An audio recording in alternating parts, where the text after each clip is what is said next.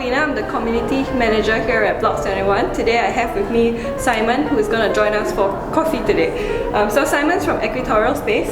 Maybe I'll leave Simon to introduce himself. Yes, I'm the founder and CEO of Equatorial Space Industries. We are a Singapore-based space launch company, which is just to say we are developing rockets to send satellites into orbit. So quite literally rocket science. How do you even get into it? Well, I think it was always in me. I always had this fascination with rockets and with space, and I think everyone does at some point in their life. I just refused to grow up. Yeah, but what was the trigger that made you decide that, hey, I'm going to start my rocket company today? When I started my undergrad education at NUS, I started to network with the space industry in Singapore. I started reading some books about the actual technology and science behind it. And soon after that, it became apparent that not only do we have a fantastic location for launching from Southeast Asia, because we are so close to the equator, hence the company name, it also became very obvious that all those tiny satellite developers, they need a dedicated launch service. Okay. They need to be able to choose which orbit to get into and at which schedule. So that is the premium that small launch vehicles can offer as compared to big ones such as the ones built by SpaceX. So really it was responding to a market need more than anything else. Okay, so maybe explain to me, like I'm 5, what do you actually do? Yeah. Right, so we are working on rocket engines right now, and we are making prototypes. And when we are happy with the prototypes on the ground, the way they fire, the amount of thrust they produce, the amount of so-called specific impulse they produce, which is basically a measure of efficiency, then we will build a rocket which will actually fly to a couple of kilometers in altitude. Wow. And at that point, we'll be testing our control system to make sure that the rocket goes into where it should be going. And when we are happy with the way this, what we call guidance, navigation, and control system is performing, at that point we will build a suborbital rocket. So it's going to go all the way to the right altitude, all the way to space, but it's not going to generate enough velocity to stay in space. It will just fall back down. And when we are satisfied with the way that one works, we're going to build the orbital one, a much larger. Okay. We're looking at about 15 meters in length, about 6 tons in launch mass. So it's still quite small, but it's going to get loud, that's for sure. It sounds like a lot of money is involved, so... Yeah, it is. Even though the barriers to entry drastically lowered in the last 2 or 3 decades, rocketry is still a complicated business. Yeah. It's still reliant on a lot of different disciplines because we're dealing with hardware, with software, with a lot of legalities, with a lot of business development expenses. So it is way more expensive than a typical app company to operate, that's for sure. With $100,000 you can sustain yourself with an app company for a pretty long time. Yeah. For us, that's basically a couple of, maybe that's one prototype on the ground, 1 or 2. So yes, it is very capital intensive. But that said, it can be successfully developed with a few $1 million. So, if you don't mind me asking, so what helped you launch this company? Right. So as I was saying, there is a genuine business need, and we are well positioned. We could be the best small launch company in the world. Okay. There is a bunch of them coming up, but they are mostly in the US. They have limitations to which areas can they launch from because of that, because they cannot export the rockets out. Yeah. And we are right here at the equator. Yeah. So we could offer services which are much more flexible than other companies. Yes. We could do it much better than anybody else. Okay. And all that realization, which was pretty gradual, led us to start a company. Okay. We realized that there is an amazing, great potential in this, and we would be stupid not to jump on it. Yeah. So was it like going after a business first before you actually started, or? I think that's the lucky part. Yeah. I feel very, very lucky because it's both. It's both passion and the business. Yeah. Right now we are living in a time when there is a confluence between the legitimate business need for rockets and the knowledge and the technology became accessible enough for small teams, for pretty new teams, to get involved with it. So it's like living out your dream and with this potential to become a very robust company.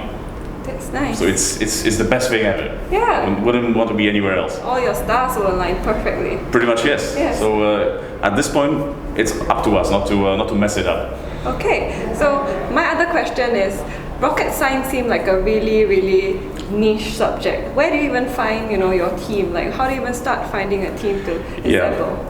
So, rocket science is made up of a couple of components. There's chemical engineering. There is, of course, software engineering, like there is in anything else. There is a lot of mechanical engineering concepts in it, like thermodynamics. There is general CAD design kind of aspect to it. So if you have a bunch of people who have expertise in all those areas, you can bring them together, and with maybe one or two people who have experience who are helping out, you can make do.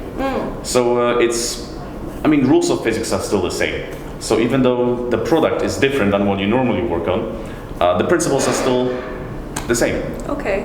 Understand. So, do you think being at the Hangar by NUS Enterprise actually helped you to find a team? Absolutely. It's a whole different story coming to inviting our prospective business partners or prospective team members to the Hangar for a proper conversation, as opposed to meeting them somewhere at Starbucks, which was out of our budget anyway. Back in the early days, we started working on the corridor in our hall. K7. So you really started like way. It's a dorm room kind of thing, yeah. So that's moving over to Hangar was an incredible upgrade for us, and we are very, very happy. We are very grateful for that. Oh, cool! So you're really young then. I'm 27. Oh, you're really young. Okay, he's really young. I feel old. I feel old. I'm sorry, I'm 28 actually. I just realized. Okay, so what's next for Equatorial Space? So we just had a not so successful engine firing on the ground. So right now we are investigating the exact reasons. We are almost done with the investigation. We already know mostly what went wrong. So now we are going to redesign a ground-based prototype and move on with another series of ground tests next 2 or 3 months. Luckily, we have enough money for that. So we're good. We are also converting some of our team members into full-timers and part-timers. So that's the first time people will be getting paid. Nice. Yes. I'm just really happy that our people will get compensated for the hard work they're putting in on every weekend, every weekday. So after that, we're going to build rockets which actually fly. So that's when things will get actually fun. Right now, it's still we're taking very important steps, but they're not as exciting as rockets which fly. But so, it's the groundwork. That's right, it's the groundwork. It's literally the groundwork. So why do you build all these rockets then? Do you build it or someone else? When we have a CAD model ready, we just send it to fabricators, and then we can assemble it with some basic tools. For test-wise, so far we've done some tests in Malaysia. It's easier to basically secure the right site, and that's why we went with it. We are looking for possible sites in Singapore, but from our current experience, it's going to be a tough sell. Land scarce. That's right, land scarce, and unless MINDEF got tempted to let us into some firing range, then we'll probably stick to Malaysia for the ground tests. For flight tests, Indonesia has the right legislation in place for suborbital missions. So we are already in touch with the space agency. We have some preliminary conversations going on with them, and we hope that in the next few months we would be able to strike a deal and actually fly from their existing ranch in southern Java. So maybe Block 71 in Bandung could be helpful. Just saying. I would say. I think so. The team over there will be very happy to help. So maybe my last question is, do you have anything that you want to say, like how can we help, or like anything to say to aspiring rocket scientists? Okay, so firstly, you're bound to make mistakes, not just in rocket kind of startups, but all kinds of startups. You had to make those mistakes in order to grow. So don't be afraid of making mistakes. Don't be afraid to fail at some points. Just keep moving forward. That's most important. For the ecosystem, I would love to see a little more adventurousness in terms of hardware startups. Because we do have support, but at the same time, it's still quite difficult to convince people to support a rocket company. So I would love to see more support in general for hardware and for space tech. And most importantly, it's the accessibility to possible testing sites, because they do exist in Singapore, but they are mostly used for other purposes. So that's something that I would love to see. Otherwise, we'll make do with what we have. Okay, great. So if anyone's interested in rocket science or Equatorial Space, you can look Simon up on LinkedIn. Simon... Gwozdz, yeah. Yeah, you got it. Okay, thank you. Bye-bye. Thank you.